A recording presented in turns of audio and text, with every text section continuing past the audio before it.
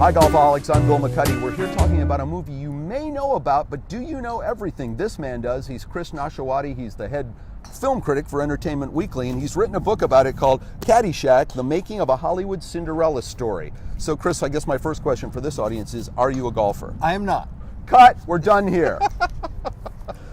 No, but I guess really what everyone wants to know, and that you've researched this almost since before the movie, since 1998. Yeah, I mean, I've been writing about this whole era of comedy for a long time, but it all started with a Sports Illustrated article on the movie's 30th anniversary in 2010, and from that I just started hearing these great stories about the making of the movie. You're obsessed. I am obsessed. I am obsessed. And who doesn't love great tales about cocaine and sex and wildness on a movie set? Okay, we'll get to all of that, Yeah. but I guess my first question for this audience is, who was a good golfer and who wasn't? In the cast, probably the best golfer was Bill Murray. Right. Who's been golfing since he was a kid and caddying since he was a kid. And the movie is largely based on him and his brother's experiences as caddies. In the North Shore of Chicago where they grew up. That's right. And Wilmette and Winnetka and that whole area. So he was definitely the best. Michael O'Keefe, who plays Danny Noonan, was a pretty good golfer. Really? Yeah, he was. He took some lessons at Winged Foot before the movie started shooting, to sort of get into golf shape.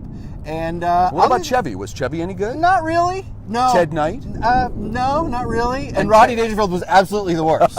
I mean, you can't even really call what he does in the movie golf. Ooh, I wish I could act surprised. So tell me a little bit about putting this whole thing together. I mean, a lot of people wouldn't realize that it has its roots in Saturday Night Live, in the original publisher, Matty Simmons, who was the guy that behind National Lampoon, right. And that it all sort of fell together almost by accident. Yeah, it's sort of a crazy tale. I mean, the book sort of chronicles this decade of the 70s, where you've got these three sort of tributaries coming together on this movie. You've got Second City in Chicago, where Right. people like, Belushi and Gilda Radner and obviously Bill Murray got their starts. You've got Saturday Night Live, which started in 1975, and you've got this whole National Lampoon gang.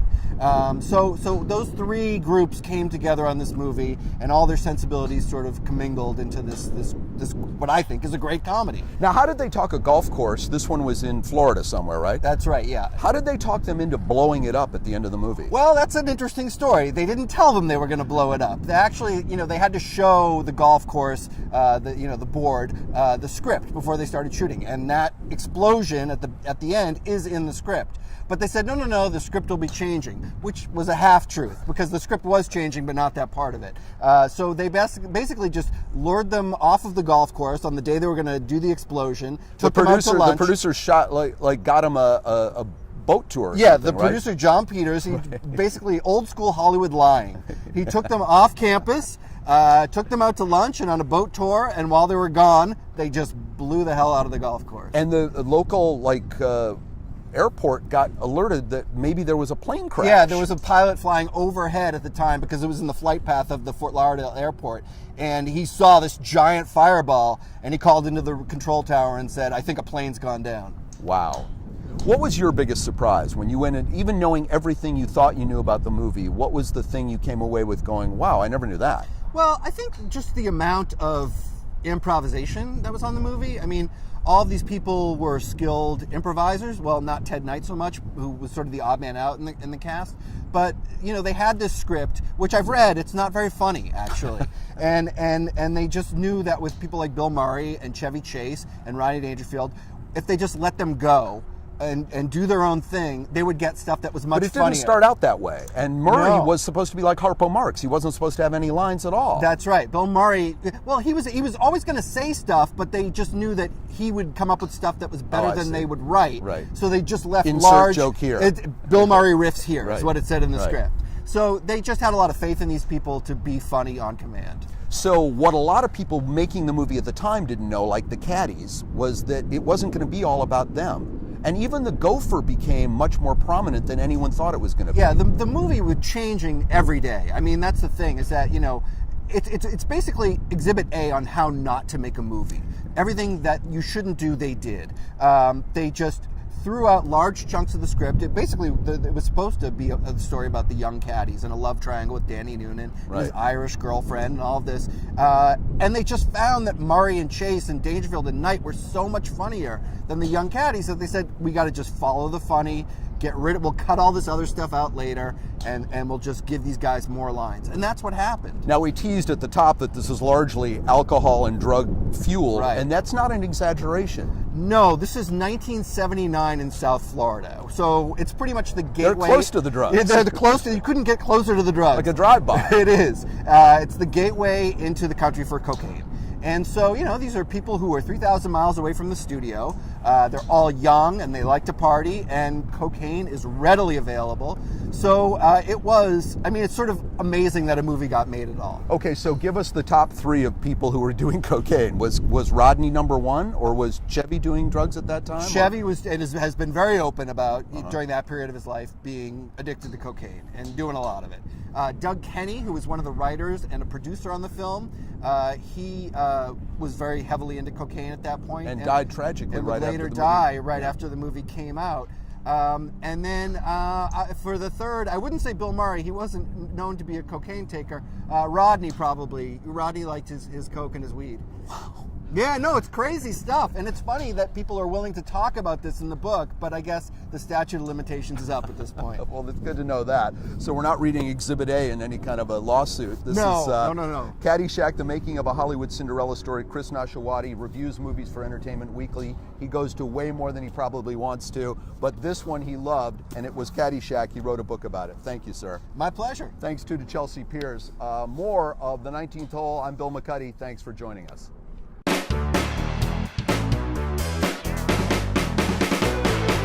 Hey Golfoholics, I'm back talking to Chris Nashawaty. He's the guy from Entertainment Weekly who wrote the book Caddyshack, the making of a Hollywood Cinderella story. And I have to imagine, since you're not a golfer, and we have forgiven you for that, even on this site, we'll get you a lesson.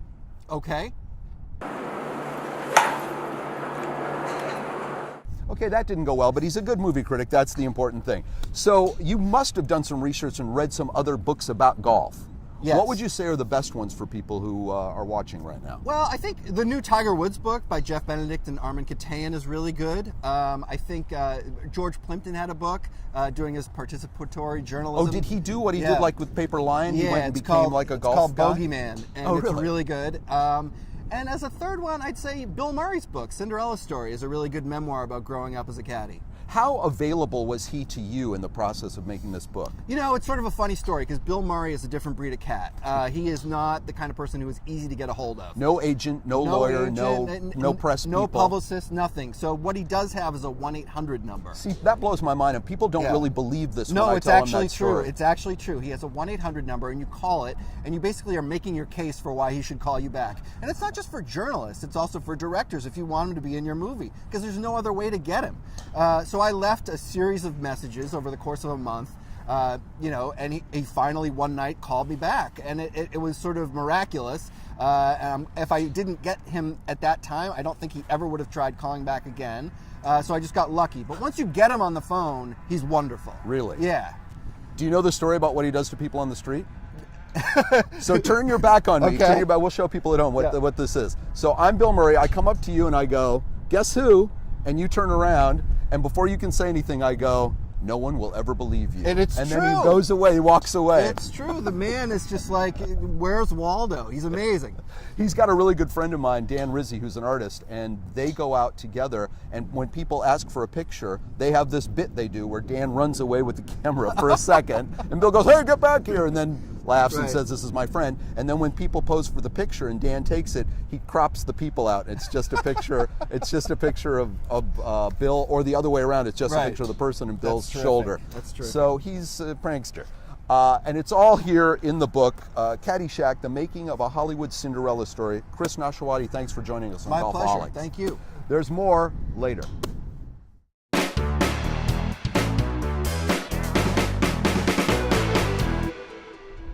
Hey Golfoholics, it's Bill McCuddy again here at Chelsea Piers in Manhattan, talking to a man about golf and a movie. This is Chris Nashawaty. He's the Entertainment Weekly head movie critic, and we've been talking about Caddyshack, the making of a Hollywood Cinderella story. And I have to wonder, besides Caddyshack, one of your favorites, what are your other 3, let's say, best golf movies? Yeah, well, there haven't been a lot. I know, it's a topic it's that sort of shocking. seems when to you think elude about it. Hollywood. It's true. If I had to pick 3, other than Caddyshack, I think number 1 would be Tin Cup, which is, I think, a great movie, and really captures the philosophy behind golf. Right. I think Kevin Costner in a sports movie. There's shocking. Yeah, kind of an envelope pusher. I think not The Legend of Bagger Vance. I'm going to go with maybe Goldfinger has a nice golf scene in it, and Strict Rules of Goldfinger. and finally maybe Happy Gilmore. I don't know. Like Really? it's not. It's The not a great pickings are movie. slim. They are slim pickings. And what would be the worst golf movie? Caddyshack 2, no doubt about it. Maybe What the worst happened sequel there? ever. Yeah, so there's no book from you coming on Caddyshack 2? It would be a very The Making slim of a book. Nightmare, or Yeah. maybe a brochure. Well, listen, we've enjoyed learning all about Caddyshack. We can read your reviews in Entertainment Weekly every week. You're the big guy there. And how many movies, let's say, in a year would you see? I'd say at least 300. Wow. Yeah. And what percentage is good? Maybe 8%? No. Probably like 30%. Well, we apologize for the other 70. Learn to play golf. We're going to get you some real lessons. I will. Thanks for joining us. The book again is called Caddyshack, The Making of a Hollywood Cinderella Story. Chris Nashawaty is the author. Go find the book. It's great. There's tons of stuff in it you didn't know about this movie, and thanks for doing it. My pleasure. Hey Golfoholics, we're back here at Chelsea Piers Golf Center in Manhattan next to a very large water hazard called the Hudson River, and I'm rejoined by Chris Nashawaty. Chris, we were talking about your book, Caddyshack, The Making of a Hollywood Cinderella Story, and this looked like a lot of fun when we went to the theater and watched it, Right. but there were a lot of behind-the-scenes relationships that didn't quite work out. Yeah, it's sort of funny that the movie is as fun as it is, considering all the tension that was on the set. Bill Murray and Chevy Chase hated each other when this movie was made. Right, they got in a fist fight They one got time in a at backstage Saturday fist Night fight Live. at Saturday Night Live when Chevy came back to guest host in 1978. So this was made a year later, and people were actually worried about them being on the set at the same time, but they didn't have any scenes together in the script, so they figured they could keep them apart. It was only later when that scene was written. Well, the between dailies two of go them. back to Hollywood. The dailies went and back then to that's Hollywood. when everybody's part got expanded. But That's somebody right. said to Harold Ramis, the director, hey, why don't you get the two biggest stars in your movie That's together right. in one scene? Why don't we have these two guys Right. in the frame together? It makes no sense. So they wrote this scene on the fly, and it's largely improvised. And that's really the moment that the ice sort of thawed between them. On the other hand, there was also Ted Knight and Rodney Dangerfield, who absolutely hated each other as well, because Ted Knight came out of the Mary Tyler Moore Show. His idea of acting was you stick to the script. Well, and he say was your a trained lines. actor, right? He was the most professional dude on that set, no doubt about it.